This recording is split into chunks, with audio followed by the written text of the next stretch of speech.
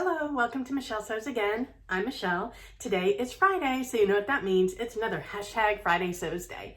So if that sounds interesting to you, then hang on. Okay, so you're probably already familiar with the fact that Friday Sews is a sewing collective hashtag where people participate by sharing things that they've made over the last week, things they have planned, and a little bit about life. So I encourage you to go and follow the hashtag Friday Sews in YouTube, and you'll get to meet all kinds of cool people. And Friday Sews was started by Jen from Today in Jen's Sewing Room, and I will link her channel in the description box. All right, so let's just get into it. What did I make this week? So the very first thing that I finished was, I started talking about it in last week's Friday Sews and I hadn't quite finished it yet, but I finished my February make for Project Dress A Girl. I'll put a picture of it up here, and I will link to the video where I review the free pattern here. And it's a super quick make. It's really a cute pattern, and it comes in a ton of sizes for little girls, 12 months to 14 years. So go and check it out. I did my first, so in my closet here in my sewing room, I have a bunch of me-mades that I love. They're beautiful, but they don't quite fit right. So I haven't been wearing them, but I love them. So my goal is, rather than it being overwhelming that I have this whole group of things that need to be fixed, my goal is to work on at least one a month. If I feel like doing more, great, but if I at least get one done a month, then I'll feel pretty accomplished. So I started with my favorite, which was my ice-dyed Cali shirt dress. I talked to you guys about this last week and told you some of the things that I was thinking about.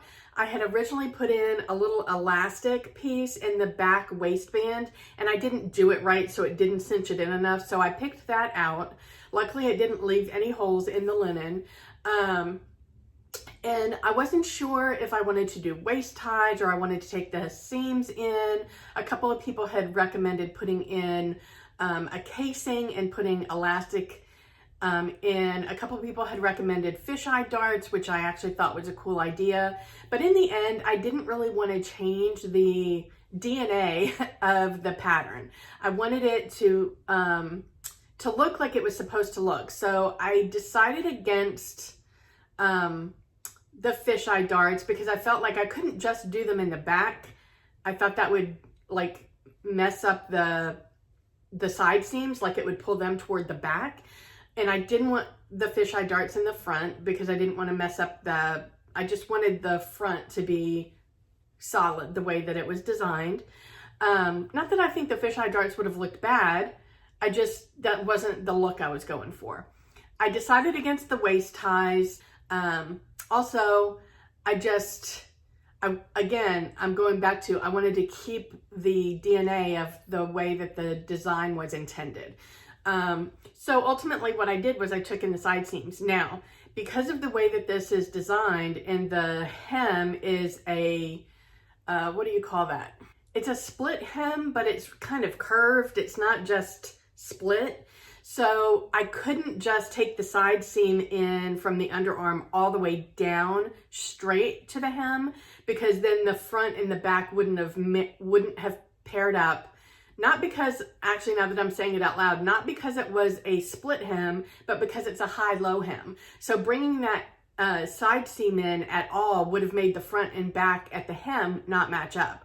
So what I decided to do was do kind of a curved intake, and that actually worked out really well. I think that it still has the look that was intended for the Cali, because it's a subtle, it's not like a super hourglass curve that I put in. It was a subtle one, but it was just enough in at the waist to make it fit, and I don't feel like I'm just blowing in the wind.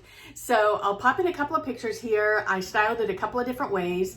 The first way that I'm showing you is something that had been suggested to me a couple of times. Once, when I first published the video on this Cali dress, I had it might have been Sarah from Janome, I think, that recommended that I wear it open like a duster. And I completely forgot about that recommendation until somebody in last week's video made the same recommendation. And so this is after I took the side seams in, but I thought that's a versatile way for me to wear this dress. And it's also a way for me to show you guys that I do actually own some black garments. I don't wear them very often because, quite frankly, I wore a lot of black when I was in a period of my life where I was trying to hide, because I was really self-conscious about being so overweight. And, it's not something that is widely accepted by society, and it's judged very harshly. So I wore a lot of black because as a fat person, you're supposed to wear black so that you look slimmer or you are invisible or whatever the reason. And I no longer follow that theory, but I do still have some black garments for layering. So in this video, or in this clip, I'm showing you how I'm wearing the Cali shirt dress as a duster over a black tank top and black leggings with my very fun strappy black wedge heels that I love so much. I don't have an opportunity to wear them that often anymore. I used to wear them to work all the time, but I don't need to wear them, but I'm never getting rid of those because they're one of my favorite pair of shoes. So I thought that outfit looked cute. The second way that I'm wearing it is the way that I will almost always wear it, and that is buttoned up with some Vans, whether it's my purple Vans or my white shiny Vans. I'll be wearing it with Vans. That's my preferred way to wear it. So yeah, I'm really happy with that alteration. And it's funny because as I do these things that I've always kind of set aside because it didn't sound like fun or it seemed like too much work or whatever the reason, as I do them, just like with the muslin process, I realize how much it's worth the effort. So it definitely encourages me to continue to do those things that may not be the most fun to do in the sewing world, but definitely worth the effort. So I'm very encouraged to keep altering the rest of my garments that are in my closet. All right. The next thing that I made was I finished my collaboration. I don't know if I've even hinted at this yet.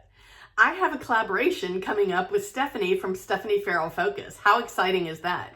So my intention was to tease it today. I know she's spoken about it on her channel, but I'm super excited about this because I just love her. I think she is so, her personality is so much fun. I love watching her camping adventures, and even though like she sews with a lot of knits and I don't, but I feel like our styles are still similar, even though I do more wovens and she does more knits. And that could potentially be part of the theme for our collaboration. Our reveal date is Sunday. So make sure that you are subscribed to both me and Stephanie if you are interested in seeing what our collaboration is. However, in the meantime, I'm going to give you a little sneak peek right here. So I got this fantastic hat. I've shown this to you guys before from Madi at Madi Sews, and she's starting a new leather goods company, and she is launching in the month of March. And I was lucky enough to get this fantastic pork pie hat. I love it so much. How freaking adorable is that? And she ombre dyed it. She hand dyed this. She hand sewed. It's just a work of art. And it's got this turquoise color that kind of fades into this brown. And so I used that as inspiration for dyeing the fabric for my collaboration with Stephanie. And here's a sneak peek of my fabric paired up with the hat. Doesn't it look awesome? Oh my God, I can't wait. So that reveal is coming on Sunday. In a recent video, I can't remember which one, I talked about pairing up these two fabrics to make a Blair shirt. And what I want to do, because black and white's not my thing, I'm not going to wear it. So I appreciate those of you that suggested I leave it alone, but I'm not going to. It's just not who I am. So I am going to, my goal was to dye the white in these fabrics so that there was a little pop of color in it. And so what I wasn't sure of, because I don't have the fabric content, and the fabric needs to be a high percentage of natural fibers for my fiber reactive dyes to work in the fabric. So I cut out some snips and I did some test dyeing, and I'll pop in a picture here, just to see if it would take. It did take. And also to see what color I thought that I might want to do. So I'm not going to tell you now, but I have decided on what color or colors I'm going to use, and I'm really excited about that make, and that will be coming up sometime in March. And then the last thing that I worked on this week was, I've shown you guys this before. This is my makes journal. Isn't that beautiful? So my goal this year is to keep track of all my makes. And so I'm writing in the journal, and I'm putting in the pattern, the size, the fabric, any modifications that I made, any notes for the future. If I made it and it's not quite right, but I wasn't ready to make another one yet, I put in notes. If I made a video about it, I put what the video title is, and if I posted it on Instagram, I put the date that I posted it on Instagram. And then I also want to, and this is the part I haven't done yet, is print out photographs of the final make and put it on this side. So I'm only writing on this side so that I can put the photographs on this side. And I have all of my makes through February in here now. So the only thing I need to do now is go in and put the photographs. And yeah, so I'm excited about that. I think this journal is going to be something really special. So what's coming up this week? I am traveling this week. I'm actually off of work today. Today is Friday, March 4th. I'm off work. I'm packing and I'm flying out this afternoon. My stepmother passed away in December. So her memorial service is tomorrow. So I'm flying to Louisiana to be there for my step siblings and us, quite honestly, me and my siblings, because she's been in our life for over 20 years and we loved her dearly, and she's so special to my dad. And just for that reason alone, because it would be important to him, I'm going. But then on Sunday, I'm flying to Pennsylvania, and I'm going to spend the week in Pennsylvania. My husband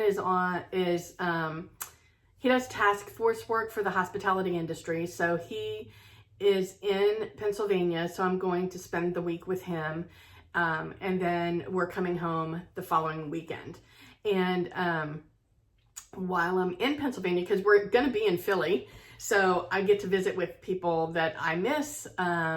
And I'm actually going to see my hairdresser. So I had the same hairdresser for over 20 years while I lived in Philly. And that's been the hardest part for me moving, is finding a hairdresser that I really like. So I'm actually going to be changing my hair up. I'm not going to tell you guys how. You'll see it next Friday in Friday Sews.